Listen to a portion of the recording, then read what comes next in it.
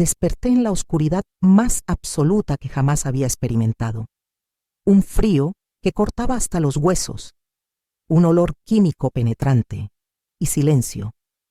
Un silencio tan profundo que podía escuchar mi propio corazón latiendo, excepto que no debería haber latido. Porque según todos los registros médicos, todos los doctores, todos los que me habían examinado, yo estaba muerta. Llevaba muerta más de 12 horas, y en exactamente 15 minutos, un médico forense iba a entrar por esa puerta de acero, iba a abrir la bolsa donde me habían metido e iba a comenzar a cortarme para descubrir qué me había matado.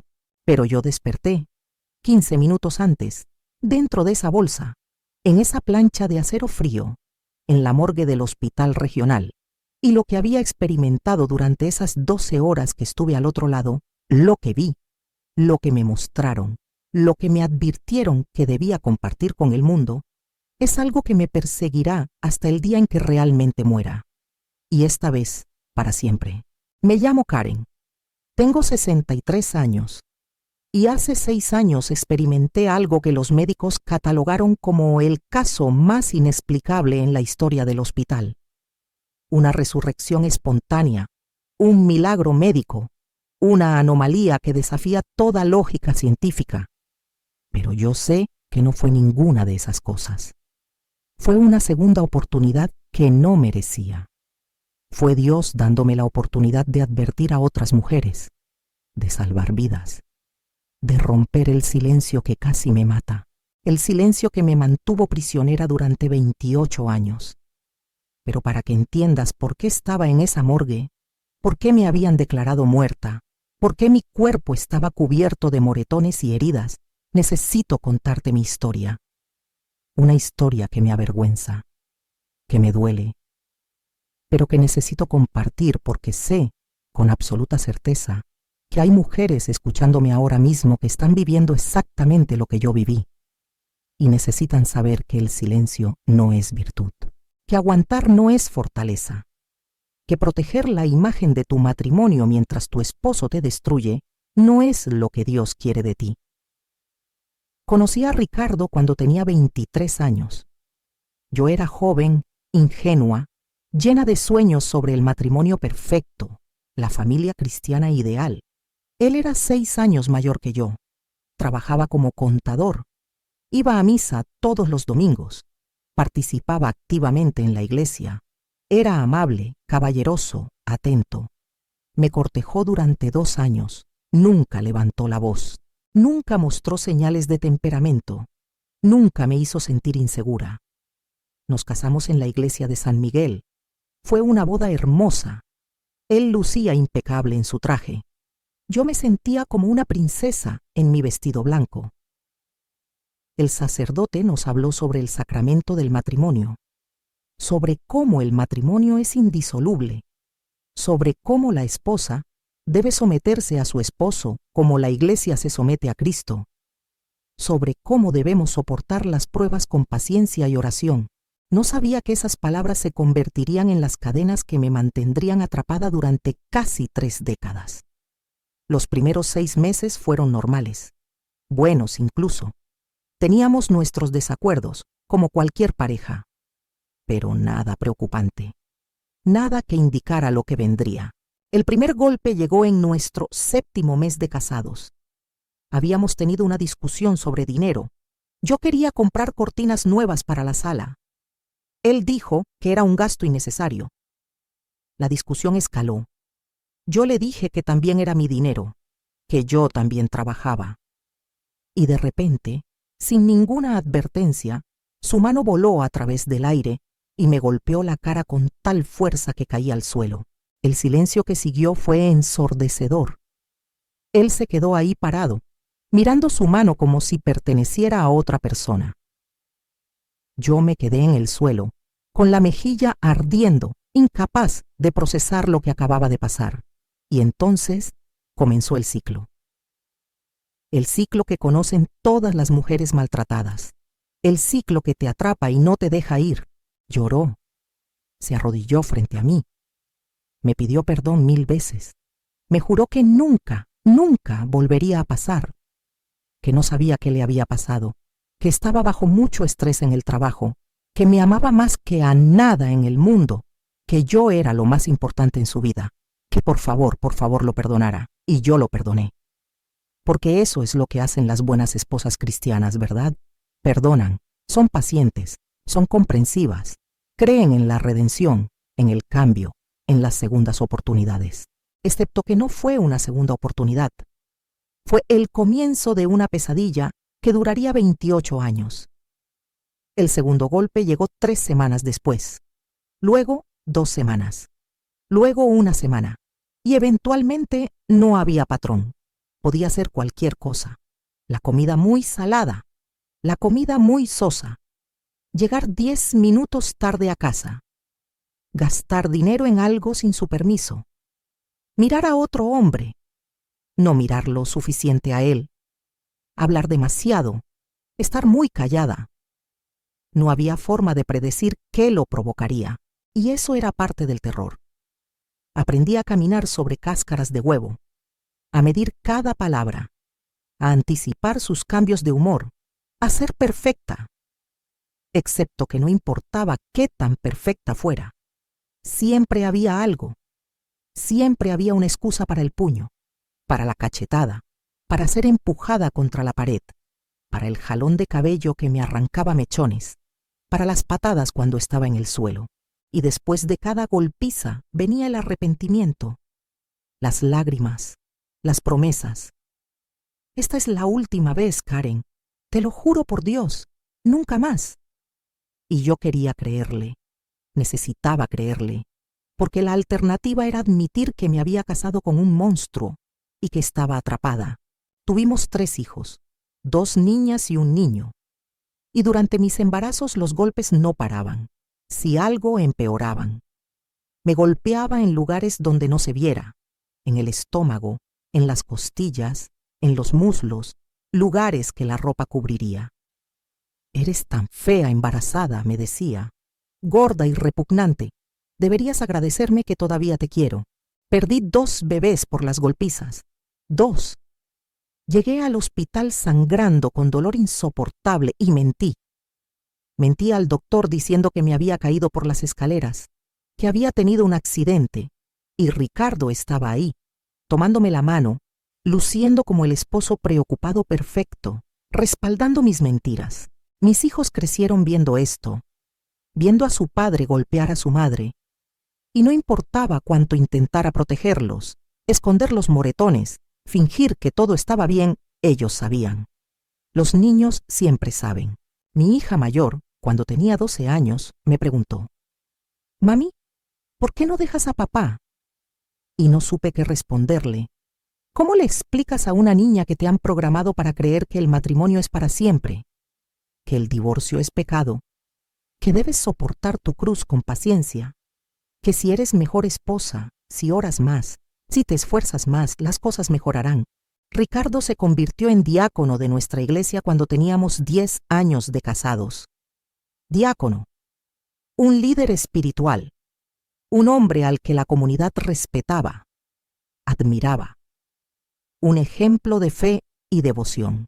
Y nadie sabía, nadie tenía idea de que ese mismo hombre que daba sermones sobre el amor y el perdón, que ayudaba en las misas, que organizaba retiros espirituales, era el mismo hombre que me había dejado inconsciente en el suelo de nuestro baño 3 días antes, porque la camisa que le planché tenía una pequeña arruga.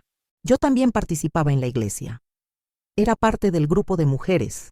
Organizaba eventos, sonreía, saludaba, representaba a la esposa perfecta del diácono perfecto, y cuando la gente me preguntaba cómo estaba, respondía bendecida, muy bendecida.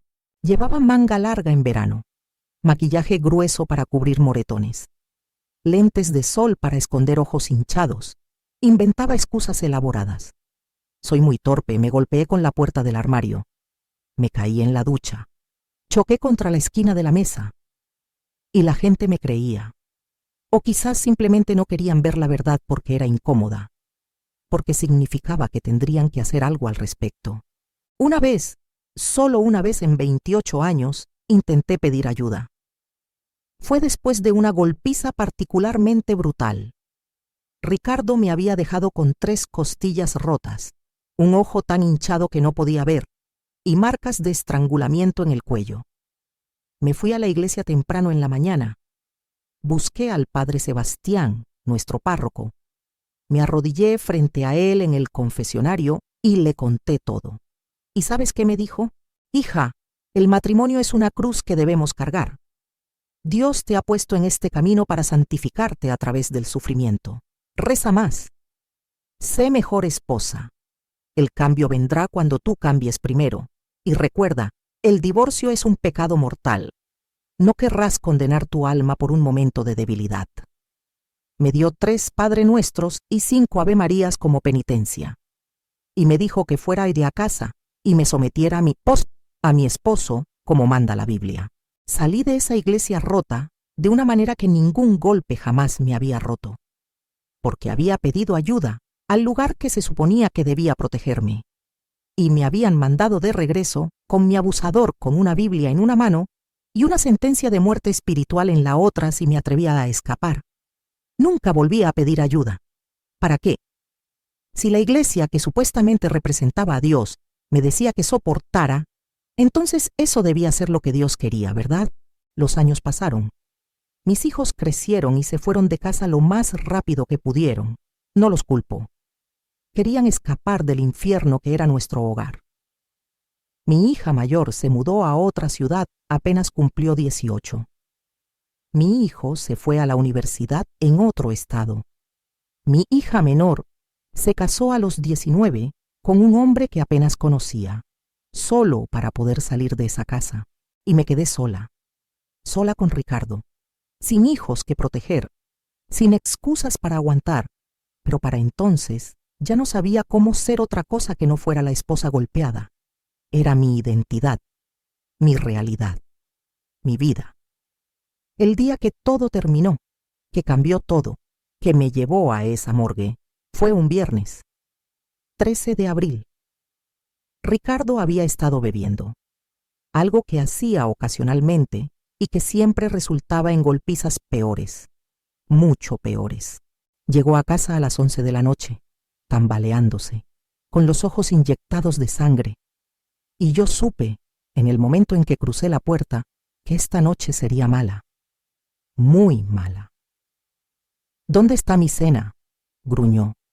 En el horno, manteniéndola caliente, respondí con la voz más suave posible, tratando de no provocarlo.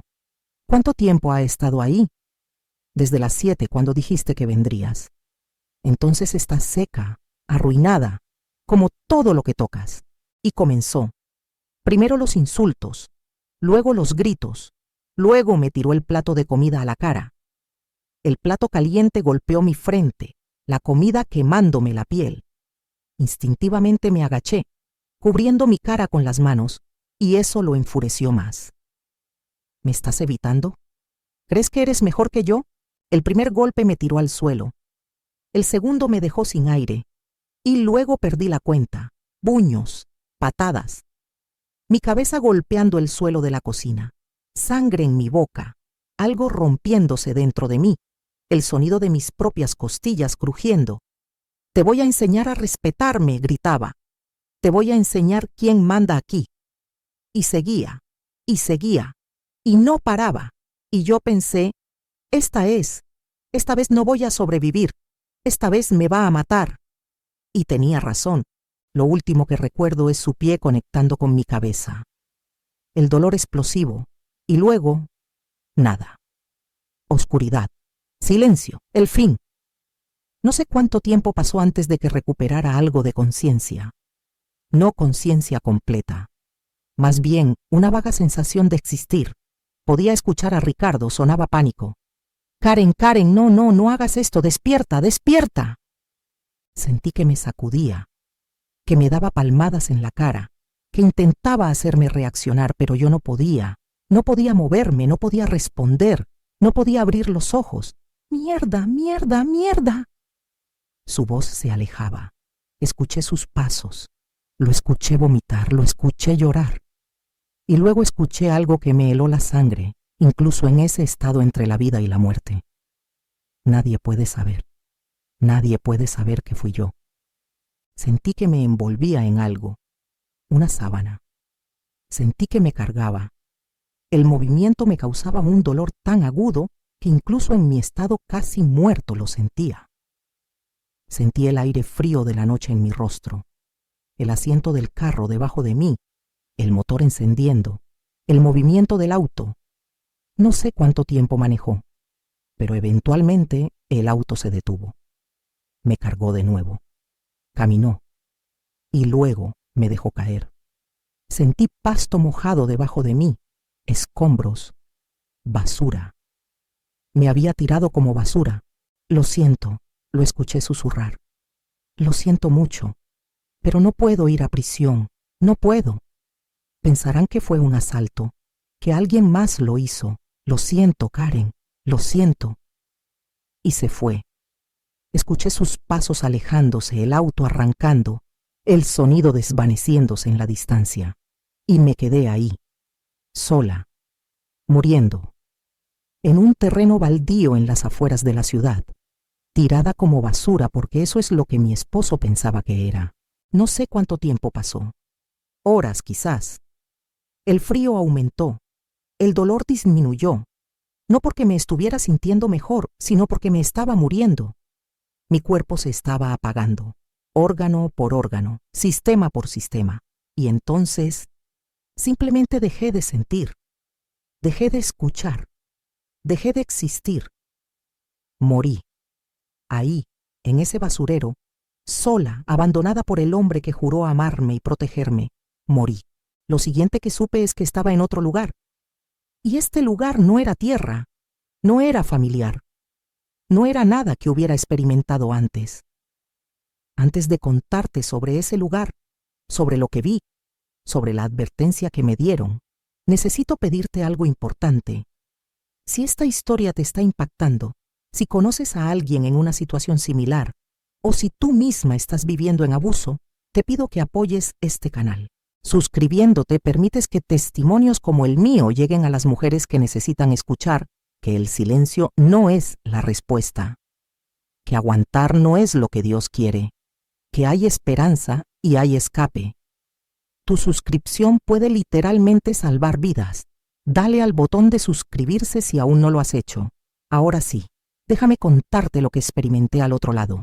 No había luz brillante, no había túnel, no había ángeles con arpas. Lo que había era un espacio indefinido, no oscuro pero tampoco brillante, como un gris profundo que se extendía infinitamente en todas direcciones. Y yo estaba ahí, sin cuerpo pero consciente, sin forma física pero existiendo. Podía pensar, podía sentir, podía ver, pero no con ojos. Era una forma de percepción que no tiene equivalente terrenal. Y no estaba sola. Había una presencia, grande, poderosa, pero no amenazante. Me rodeaba, me sostenía, me observaba. Karen, escuché. No con oídos. La voz resonaba en mi ser mismo. Karen, no es tu tiempo todavía, pero hay cosas que debes ver, cosas que debes saber, cosas que debes llevar de regreso. ¿Regreso?, pregunté. O más bien, el pensamiento formó y fue comunicado instantáneamente. No quiero regresar. Me duele todo. Estoy cansada. Déjame quedarme. Tu sufrimiento en la tierra ha terminado si lo eliges, respondió la presencia. Pero tu misión no. Hay mujeres, millones de mujeres, sufriendo lo que tú sufriste, calladas como tú estuviste callada, creyendo las mentiras que tú creíste, muriendo lentamente como tú moriste, y necesitan escuchar la verdad, necesitan tu testimonio, necesitan tu advertencia. ¿Qué advertencia? Mira, y de repente pude ver cosas que no estaban pasando en ese momento pero que pasarían, o que ya habían pasado, o que estaban pasando en algún lugar fuera del tiempo como lo conocemos. Vi a Ricardo. Lo vi llegando a casa esa noche después de dejarme en ese terreno. Lo vi lavando mi sangre de sus manos, quemando la ropa que llevaba puesta, limpiando el piso de la cocina, eliminando cualquier evidencia de lo que había hecho.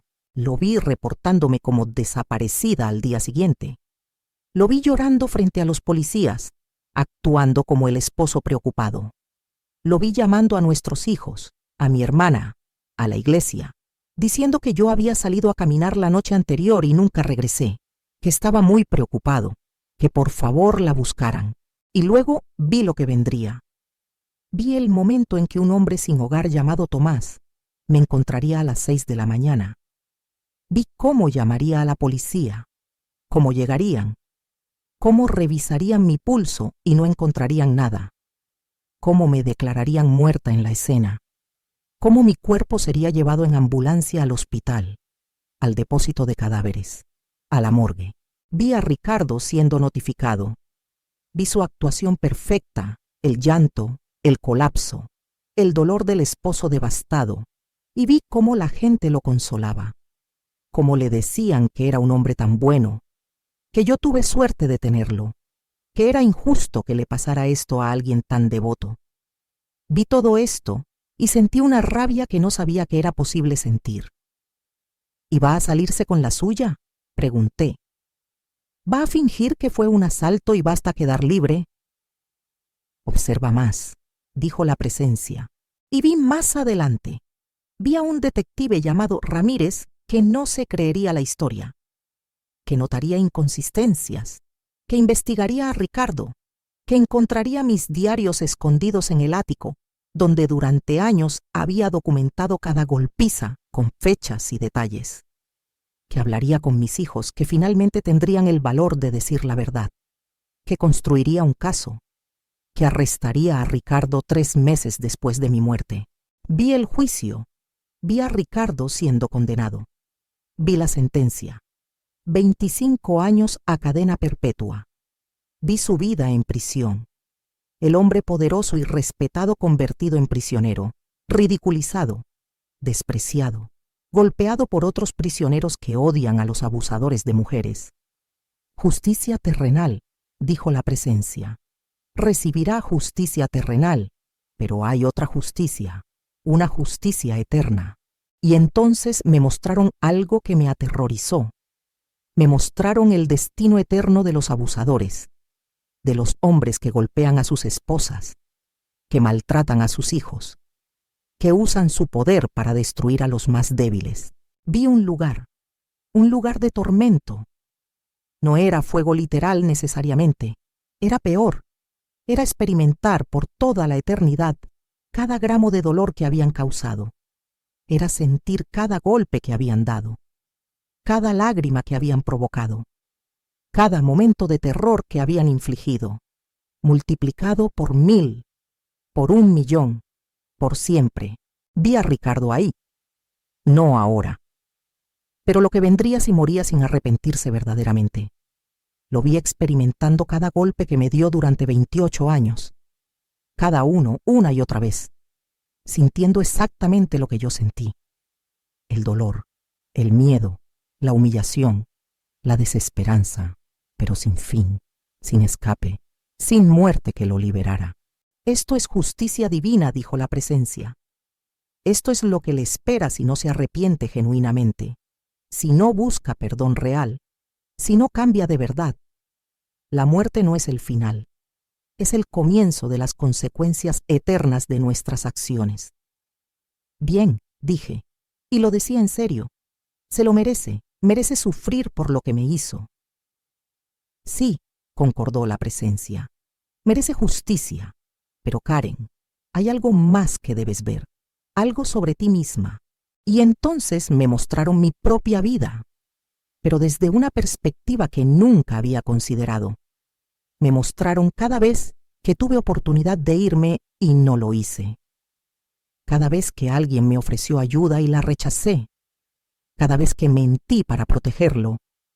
Cada vez que mi silencio permitió que el abuso continuara. El silencio que protege al abusador te convierte en cómplice de tu propia destrucción, dijo la presencia.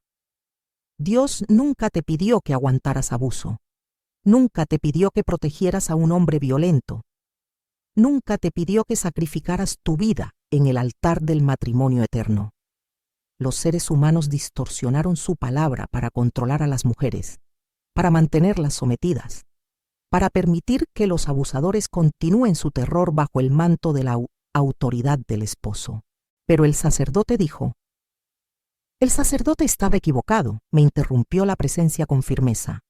«Profundamente equivocado, y responderá por ello, por cada mujer que envió de regreso a los brazos de su abusador, por cada alma que se perdió, porque él eligió proteger la institución del matrimonio sobre la vida humana, por cada gota de sangre derramada que pudo haber sido evitada si hubiera hecho lo correcto». Vi entonces al padre Sebastián. Vi su futuro también.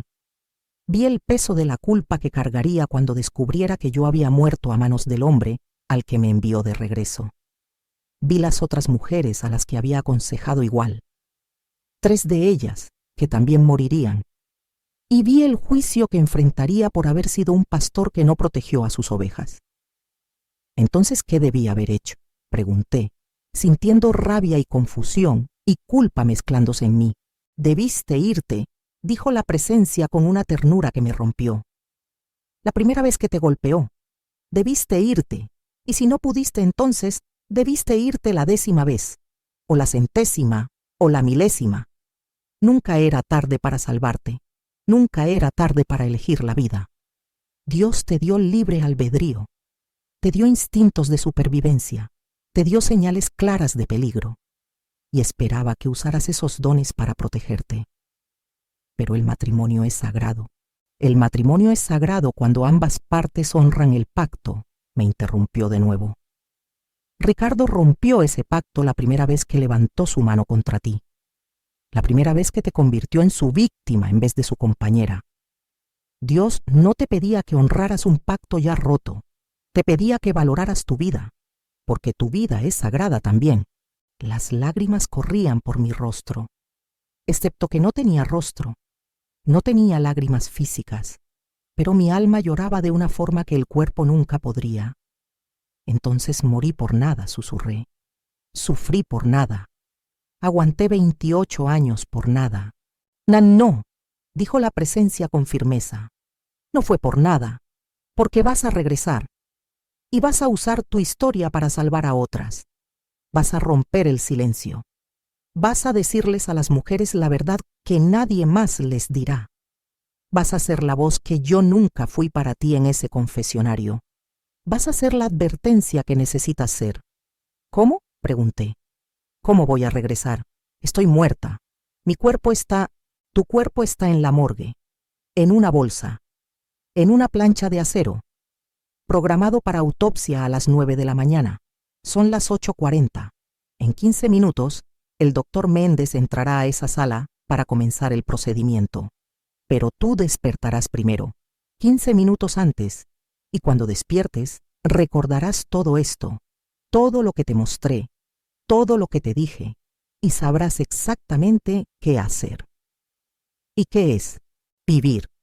Realmente vivir esta vez, sin miedo, sin silencio, sin proteger a los abusadores, hablar, advertir, salvar a las que puedas, ser el testimonio que necesitan escuchar, ser la prueba de que Dios sí interviene, sí protege, sí da segundas oportunidades, pero también ser la advertencia de que el silencio mata y que Dios nos pide que valoremos nuestras vidas lo suficiente como para salvarlas cuando están en peligro.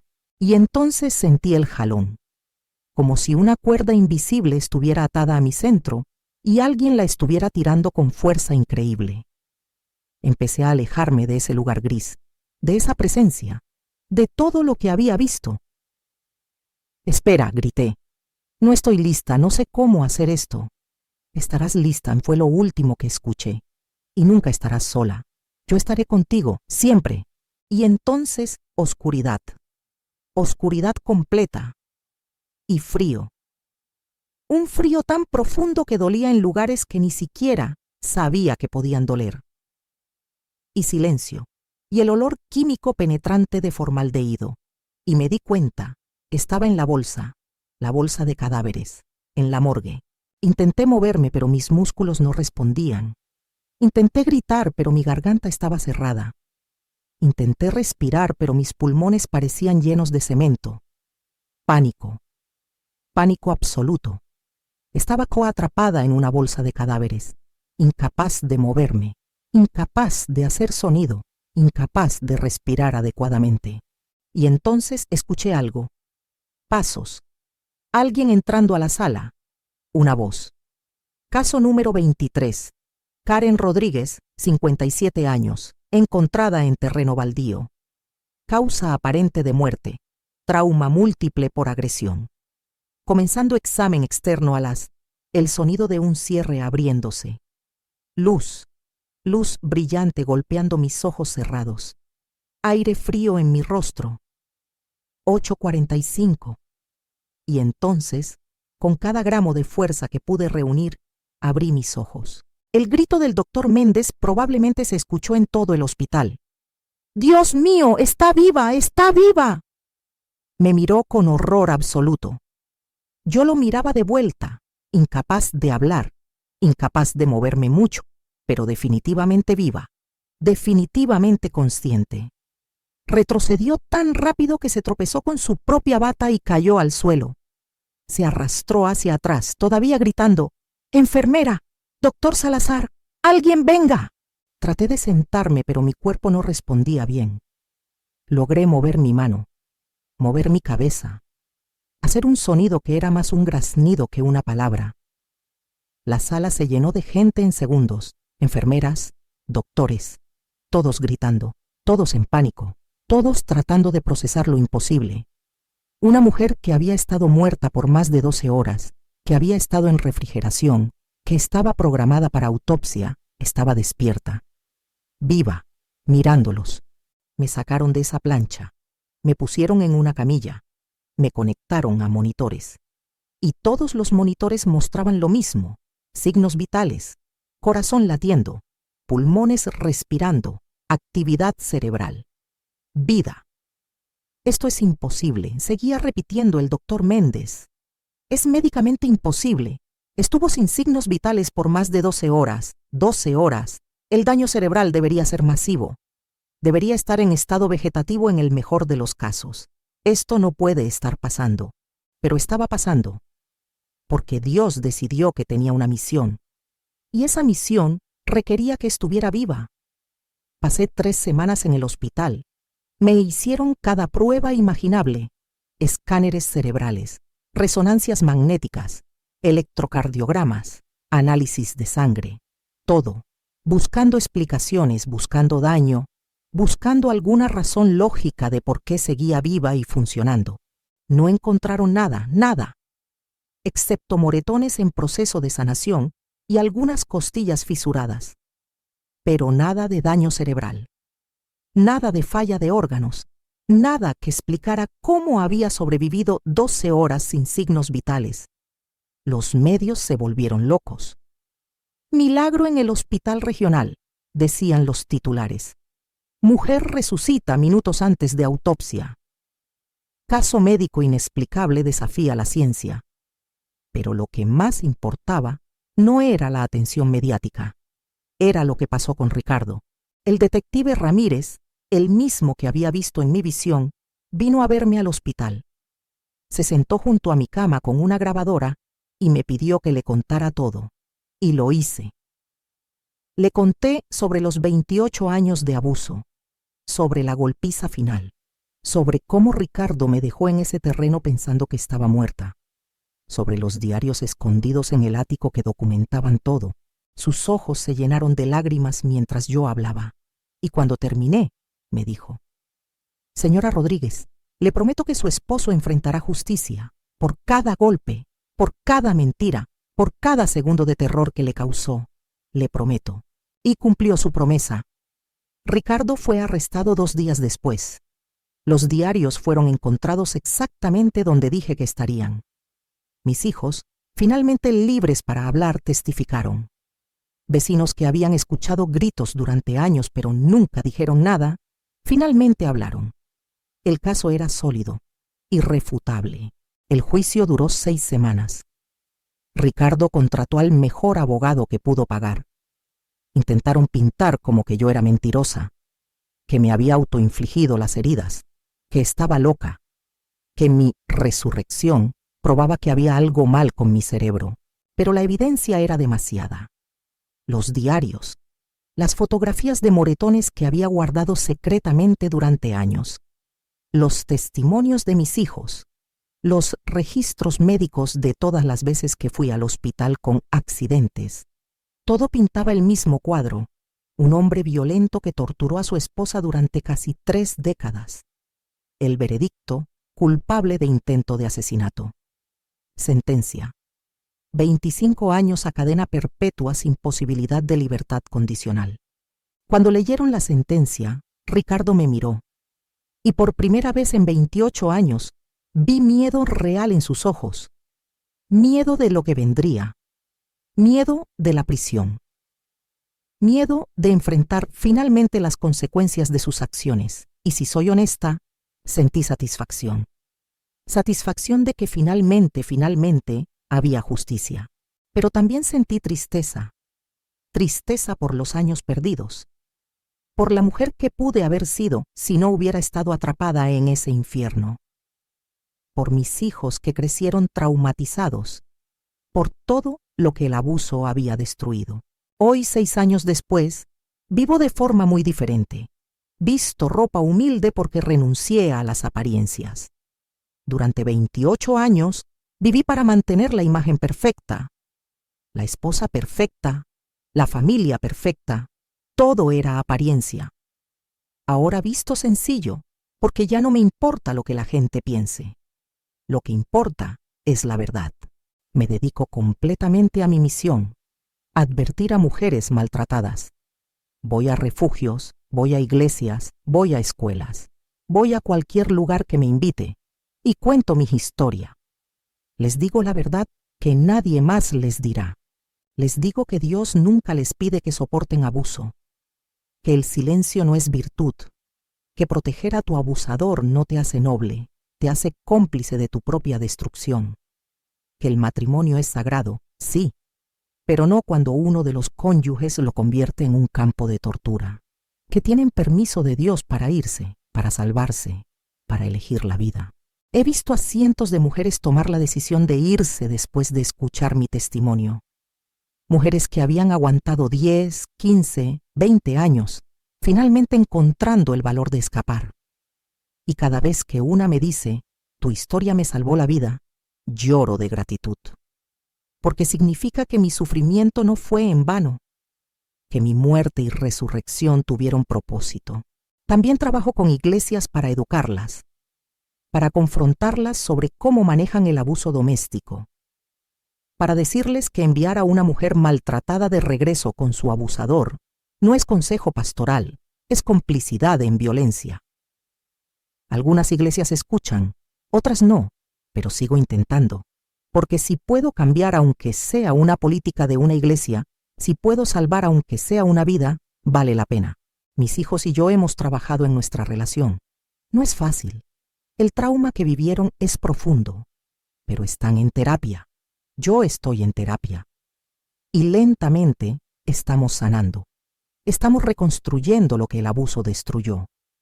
Mi hija mayor me dijo hace poco, mamá, desearía que te hubieras ido antes, que nos hubieras sacado de ahí cuando éramos pequeños, pero entiendo por qué no lo hiciste, y estoy orgullosa de la mujer en la que te has convertido después de todo esto. Esas palabras significaron más para mí que cualquier cosa.